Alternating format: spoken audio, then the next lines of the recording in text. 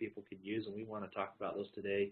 And hopefully there's some things that might help you guys out on your jobs there. We're also going to talk about when do you need to use fall protection, the different types, when to use them, what types are appropriate for the type of job that you're doing, and ultimately how do you inspect the equipment and how do you use it properly. That's what it's all about to get it set up there.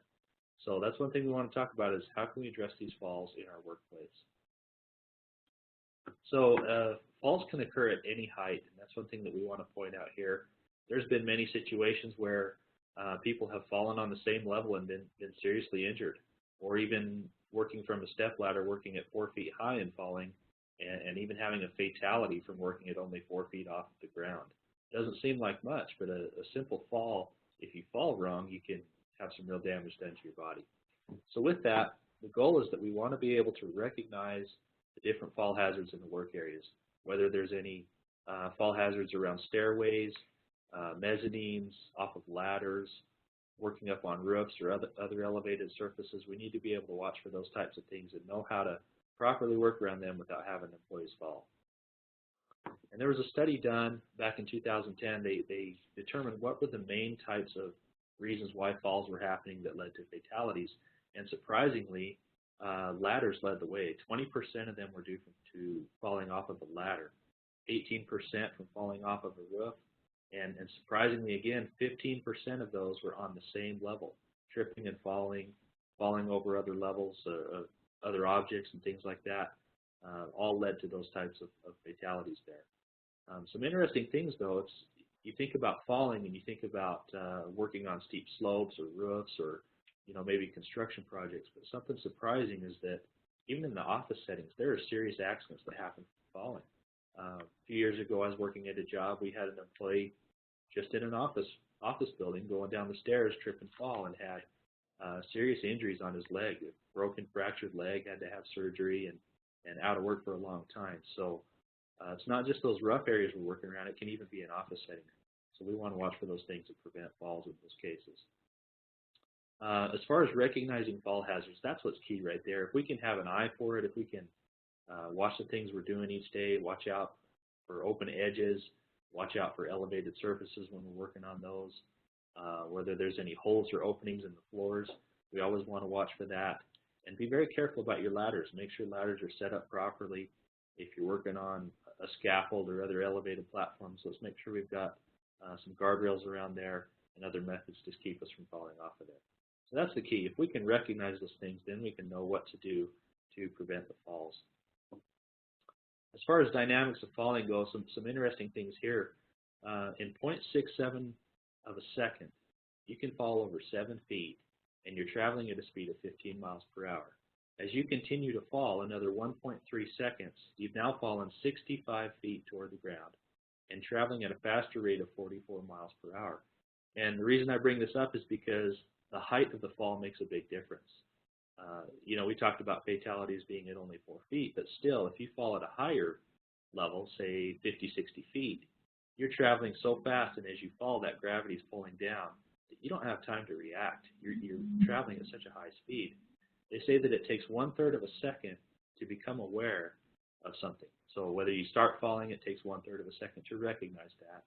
And then it takes another 1/3 of a second for your body to react to that fall. So to try to right yourself, to get your feet first, however you're falling, it doesn't take much time, and by then you've fallen too far and you're headed towards the ground. So gravity is a constant thing, and that's why falls are such a critical thing that lead to accidents, is because gravity is always there. Objects fall, people fall, and when you're working at height, you have to be very careful. So there's several different fall protection systems out there available. Some are better than others. Some just depend on the work area and the things that you're doing. Obviously, the picture here on the left is not an approved fall protection system. Definitely not the best way to go there. But there are many different types here I have listed, which are fall arrest systems. Those are commonly used. There's fall restraint systems, guardrails. Even simple guardrails around a platform are very effective in keeping people or other objects from falling down. There's safety nets, covers, and some other alternative methods that we're going to talk about. But you just want to know the different types so that you know what you can do in a given work situation, how to work around that. So we're going to look now at personal fall arrest systems. These are some of the The ones that are frequently used on construction projects, they're used where workers are working at height, used a lot when they're around steel beams, around construction projects. And what these do is it arrests your fall. If you were to fall from height, you have this harness and you have this lanyard attached to an anchor point, which when you fall, it catches you. It's a simple concept there, but there's some certain requirements that are involved with that. One is your anchor point has to be able to hold at least 5,000 pounds from the impact of the fall.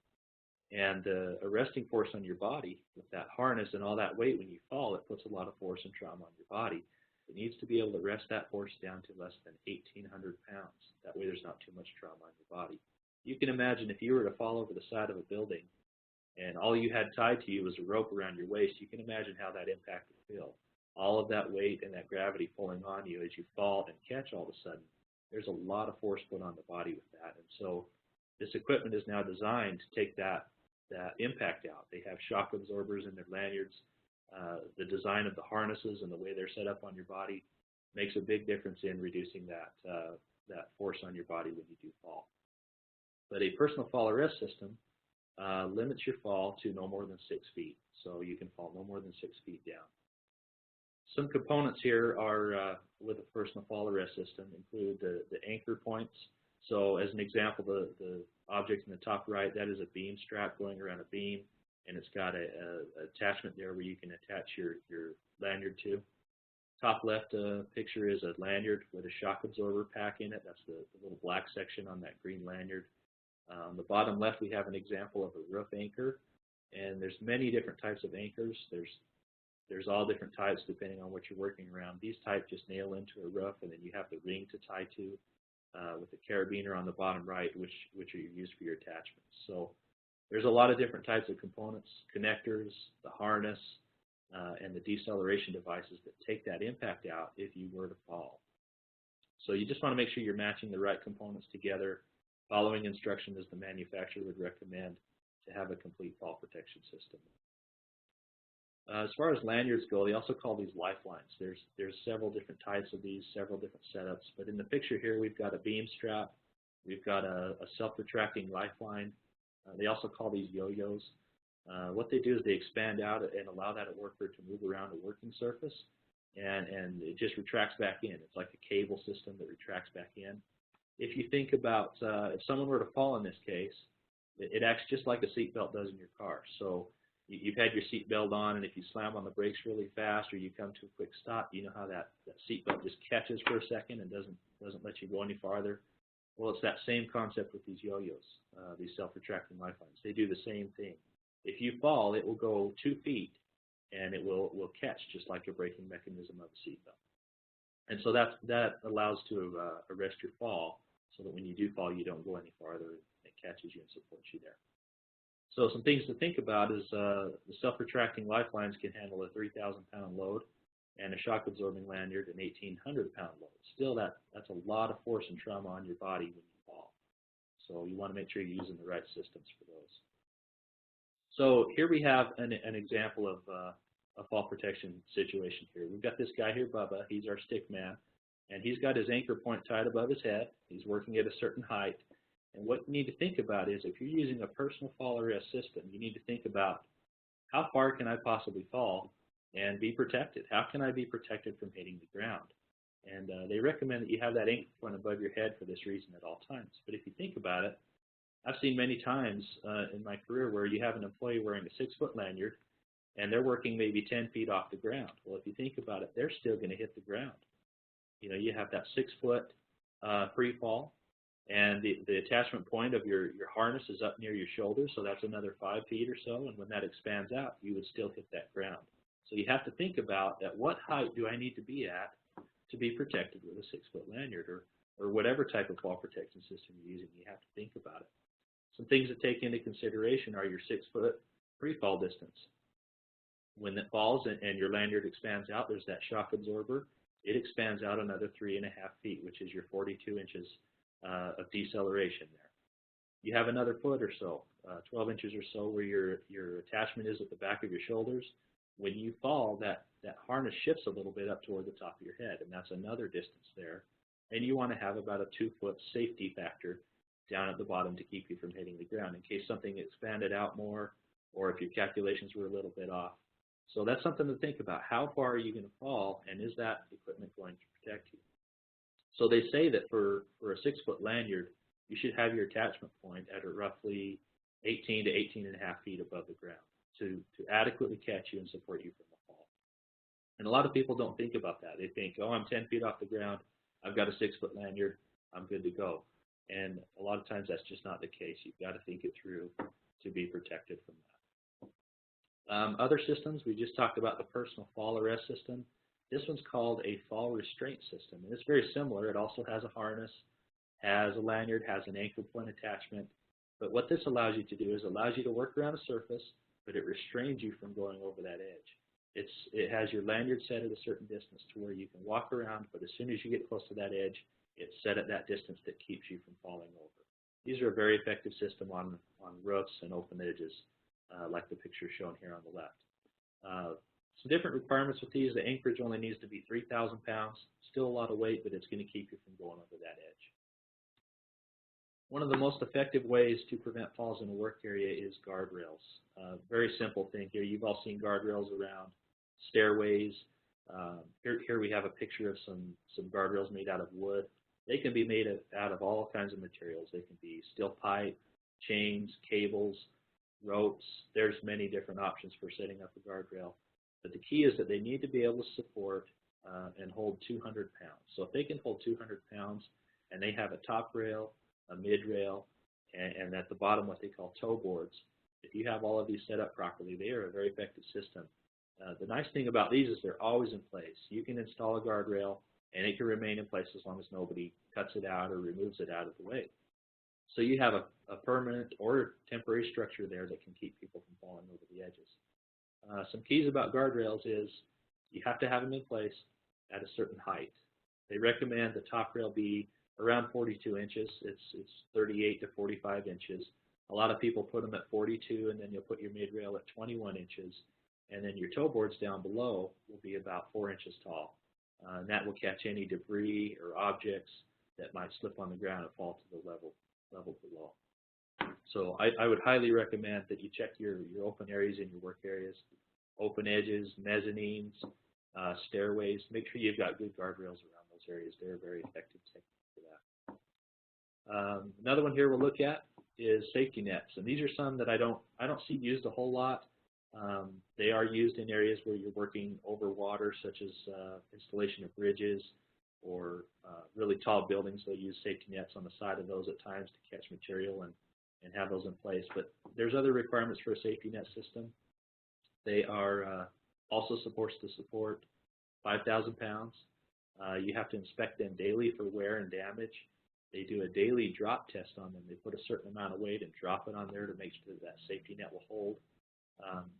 Some key considerations are the type of webbing that you're using on the net. It needs to be no more than a 6-inch by 6-inch opening. Must be no bigger than that, and no more than 30 feet below the working surface that you're working on so that it can catch those things. So safety nets are another option out there depending on the type of job that you're doing. Covers. The covers are a very effective way of preventing falls as well. You can have these on a working surface where there's open holes, openings in the ground. But some key things about covers is that you need to have them marked. They need to have the cover in place, needs to be secured in place so that it can't be kicked out of the way, and then also marked either hole or cover to notify people that there's a hole or a cover there. So OSHA considers a hole, and this is surprising to me, but a hole is 2 inches by 2 inches or more. Doesn't seem like a very big opening, even though we could fall through that. OSHA requires that we have these openings covered because objects, materials, other debris, and things could fall through that opening to the ground below. So covers and guardrails are a permanent structure that are very effective for doing those things, for preventing falls. So there's several other alternative methods, and we're just going to talk about these types briefly. One is a warning line system, as you can see on the picture here on the left. Let's say you're looking down on top of a flat working surface on a roof edge. A warning line system would have a 6-foot setback from the edge, and it would have flagging all around it. Every 6 feet you're going to have a flag, And what it does is it allows for a safe working area where the employees can work inside of that safe area without coming within 6 feet of the edge. And that prevents people from falling as far as designating a boundary, but there's no actual physical barrier or something that actually physically restrains somebody from falling over that edge. Another type is a controlled access zone. Very similar to a warning line system, it also has a safe work area, and it's managed by a supervisor that's in that area that only allows certain people in and out of that controlled work area. And again, that designates a safe area where you can work away from an edge or area where you could fall through. And the third alternative method we want to talk about is the safety monitor system. These are used in residential construction frequently, specifically on roofs. I've seen them used on roofing projects or framing projects. And what it has is it has your workers up on a working surface, and you just have one person that's the designated safety monitor. That person wears a vest, they're visible, and all they do is observe the workers up there, keeping them away from the edge, notifying them when they're approaching edge and other hazards that might cause them to fall. So there's no physical restraint on these. It's just an observer that's watching and monitoring the work going on. So with that, we don't necessarily recommend the alternative methods in general industry. We do prefer other different types. So that leads us to the discussion of, the conventional fall protection methods versus the alternative methods and the differences in those. If you look at this picture, on the left-hand side, you've got a picture of some guys with a horizontal lifeline attached with the self-retracting lifelines. And you can see there's a physical restraint. There's something that's going to catch them, it's going to arrest their fall, or it's going to keep them from going over the edge. But there's some type of physical barrier, restraint, or something that's going to arrest their fall there. Whereas on the right, we've got a picture of a warning line system where you've got a monitor there watching these guys. They're beyond the warning line and they're leaning over the edge, and there's really no physical protection or something to keep these guys from falling. If they were to fall off of that roof, there's nothing that can be done. There's nothing to catch them other than say, oh, whoops, you fell. And so we don't recommend the alternative methods. We recommend guardrails, covers, or fall arrest systems that actually catch and restrain somebody from falling. So a key to having a good fall protection system is you have to be able to inspect and maintain your equipment. If there's defects or tears in the webbing, nicks or abrasions, any problems with the self-retracting lifelines or harnesses, you just want to make sure they're all inspected regularly, daily before use, and ready to use. If something goes wrong and you were to fall and you had say a fray or a cut in your webbing, you would want that harness to hold you and not break free and have you fall any further. As far as maintaining equipment, you want to keep them clean, store them properly. There's been many times I've seen harnesses just thrown on the ground, left in the dirt. They get, sparks, can burn them if you're working around welding operations, or you get oil and grease on the webbing. It deteriorates the webbing and doesn't work properly. So make sure you're storing them well. I really like this picture on here because it's a good example of hanging those up, storing them neatly, keeping them in a good place. And remember that there is a shelf life on these. If they sit out in the sun a long time, or if they're getting old and dirty, they're just not going to be as effective as they would be. So make sure you're using good equipment that's maintained and inspected.